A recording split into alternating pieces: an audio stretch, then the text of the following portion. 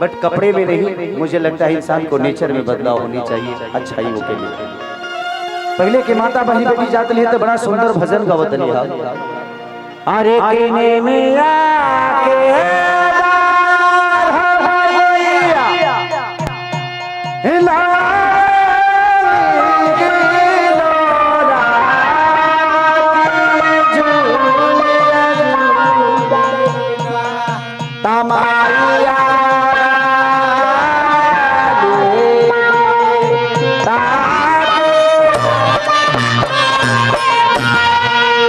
लेकिन आजो कल लड़की गावत तरी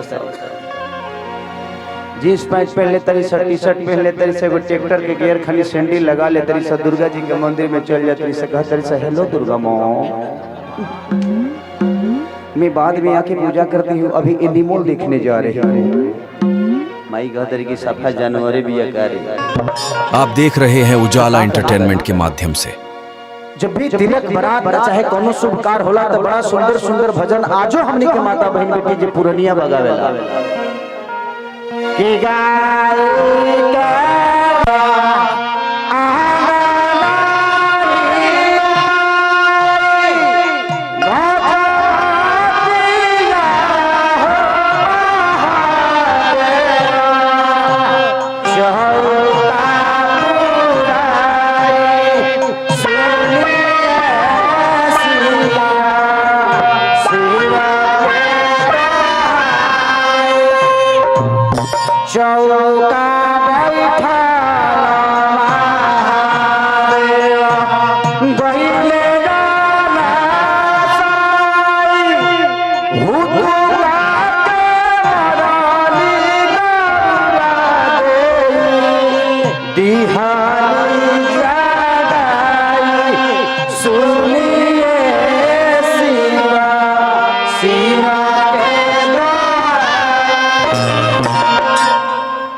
पहले के मेहरारू आजकल वाली का तरीसा कि फलाना भड़ुआ आया है किधर बैठा है तो का कहले बनी। समय के साथ सब कुछ बदल जाता है।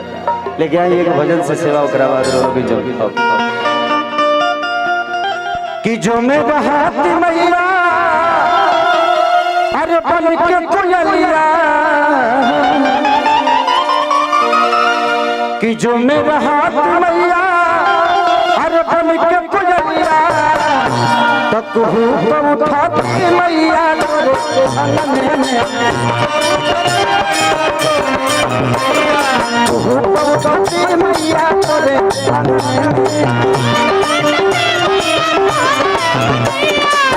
जो मेरा हाथ मैया बन के कोयलिया जो मेरा हाथ मैया बन के कोयलिया तक उठाती मैया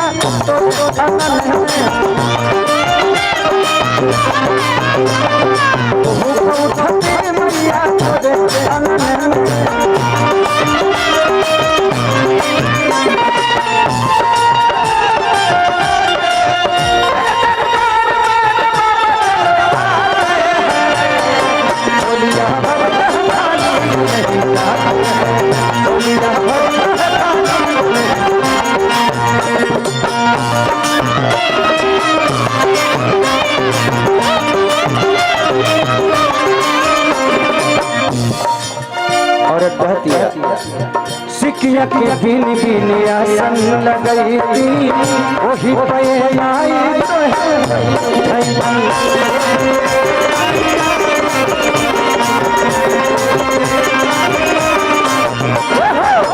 सिकिया के बिन बिन आसन लगई थी वही पे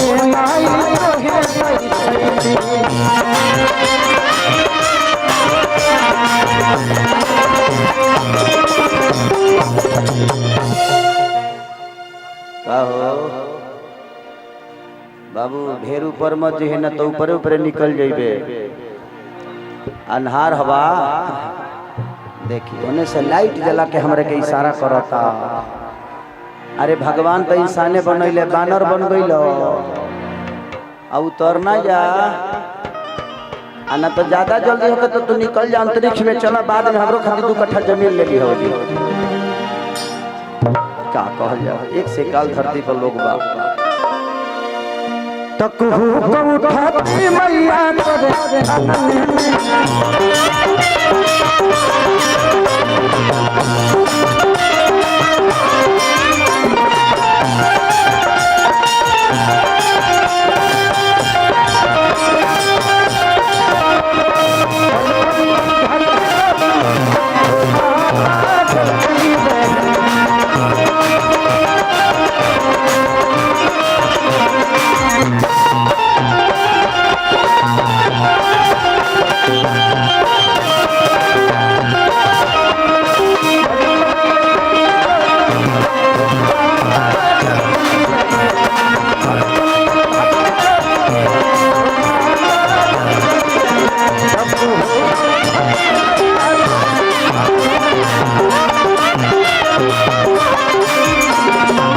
सिकिया के बीन बीन आसन लगई थी ओही पे माई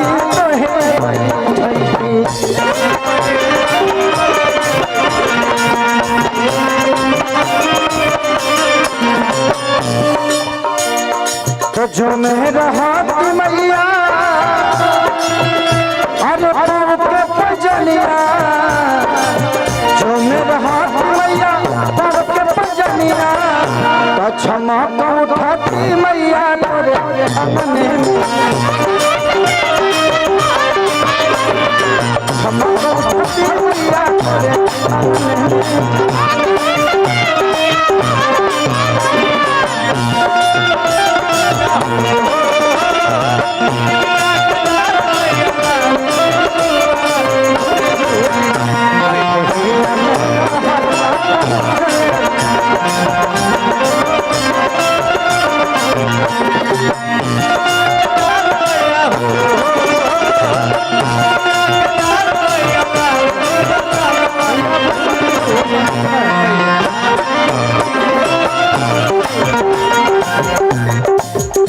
आपके गांव में भैया हैं खेसारी भैया और आप लोग यही करेंगे। अब से तो चिल्ला रहे थे आप लोग कि सैया अरब की लेना सुनल जाए। भैया जानते हैं यहाँ का रिलेशन आपके गाने से है, अरब की लेना। अच्छा अरब की लेना। गांव के लगभग 80% घर के लोग अरब रहेला। बहुत दर्द वाला गांव भाई। ओकरो खातिर भाई लोग शांत हो जा, बढ़िया सुना जा। अच्छा यहाँ सबसे ज्यादा अरब में लोग हैं, विदेश ज्यादा लोग हैं क्या इस गांव के? अरब अरब ओके कहत नहीं अरब सऊदी रे भौजी। ठीक बा चिंता मत करो लोग। एक्चुअली शादी ब्याह के माहौल बा, बहुत सारी माता बहन बेटी बैठी हैं, हमरा सब कुछ गावे आवेला। तोहरो लोग खाती हो जाई, इहो लोग खाती हो जाई, सब लोग खुश हो जाई। ठीक बा तो लोग खोदा खोदी मत करो ने हो जाई। आ कुर्सी यूट्यूब के माध्यम से बोलना चाहता हूं कि अगर मेरा जहां भी कार्यक्रम हो प्लीज आप लोग कुर्सी ना लगाएं, क्योंकि अगर आप कुर्सी लगा देंगे तो सुबह तक वो कुर्सी कहाँ रहेगी खुद को ही पता नहीं। इसलिए कुर्सी वाले हमारे जनता है ये नहीं है। हमारी जनता तो पागल टाइप की जनता है जो दिल से प्यार करती है खेसरिया से। अरे एक नंबर एक नंबर।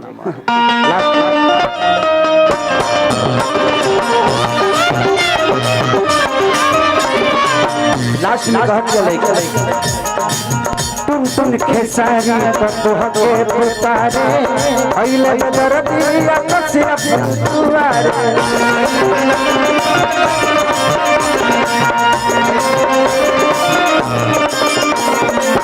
तुम खेसारी तो के पुतारे आइले बाड़े पवन बाबा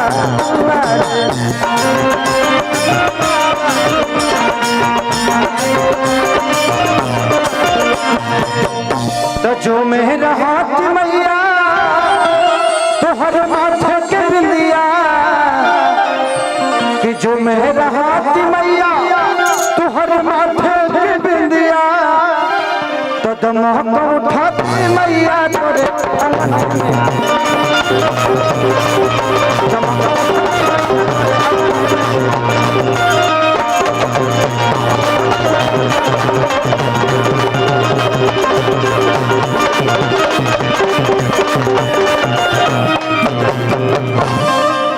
वाह वाह वाह।